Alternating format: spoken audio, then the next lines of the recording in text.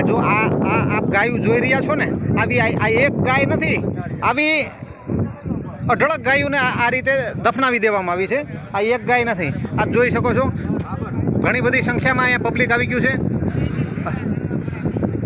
Police સાહેબની ગાડીઓ પણ આવી ગઈ છે અને બહોળી સંખ્યામાં બોટાદ જિલ્લાના જેટલા પણ તાલુકાના ગામડા છે ને, ગામડાના માણસો દરેકે આવી ગયા છે અહીંયા. અને આવી 70-80 ગાયોને તો આ લોકોએ આવી રીતે દફનાવી દીધી છે. અને સાંભળવામાં આવતા મુજબ અમુક ગાયોની માલિપા જીવ હતો એને પણ દફનાવી દેવામાં આવી છે. અને આ કોઈ બાવો એવો છે, આ કોઈ મહારાષ્ટ્ર બાજુનો છે, આ સાધુ નથી, શેતાન છે. અને સાધુ તો આને સાધુનું સ્થાન તો આને હરામીને અપાય જ નહીં, બરોબર. અત્યારે જો આ જેસીબી છે, લોડર છે, આવા વાહનથી આ ગાયોને આ તો આવી ગયા છે એટલે આ ગાયો હજી અહીંયા છે. જો આ તમને આ બધા આ ઉકળો નથી, આ ઉકળાની માલિપા આ ગાયોને, આ આપણી માયુને દાટી છે દોસ્તો. આ તમે જોઈ શકો છો, આ ઉકળાની માલિપા જુઓ, આ પગ દેખાય ગાયોના. એટલે બહોળી સંખ્યામાં ગાયોની અહીંયા દફનવિધિ થઈ છે. અને આ ખાડો આપ જોઈ શકો છો કે આ ખાડાની માલિપા જો આવી રીતે ખાડા કરીને આ લોકોએ ગાયોને દફનાવી દીધી છે. આ આપણા હિન્દુ ધર્મને દફનાવ્યો છે એમ માનજો.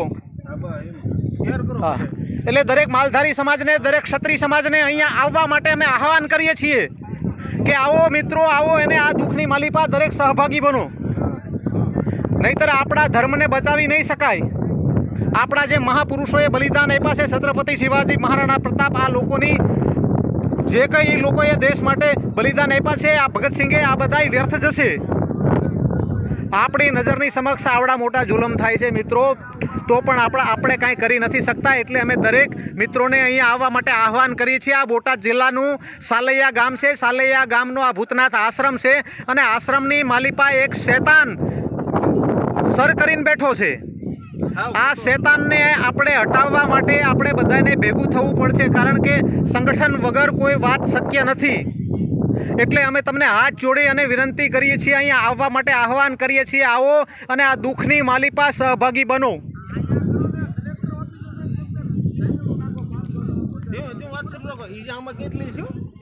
આ ઉકળાની માલિપા આ ઉકળો નથી સાહેબ, આ તો આ ગાયોનું કબ્રસ્તાન બનાવી દીધું છે આ લોકોએ. આ ઉકળાની માલિપા ગાયોને દફનાવી દીધી છે.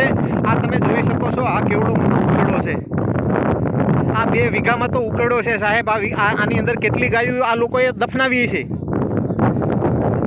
અને અત્યારે જે આ ગાયું મરી છે, બીજી ગાયું જીવે છે, એને આપણે સાલૈયા ગામના છે, આ જોટિંગડા ગામના છે, આ બધા માણસોએ જે પોતાના ખેતરમાં જે નિરણ વાવી હોય ને, એ નિરણ અહીંયા આપી દીધી છે.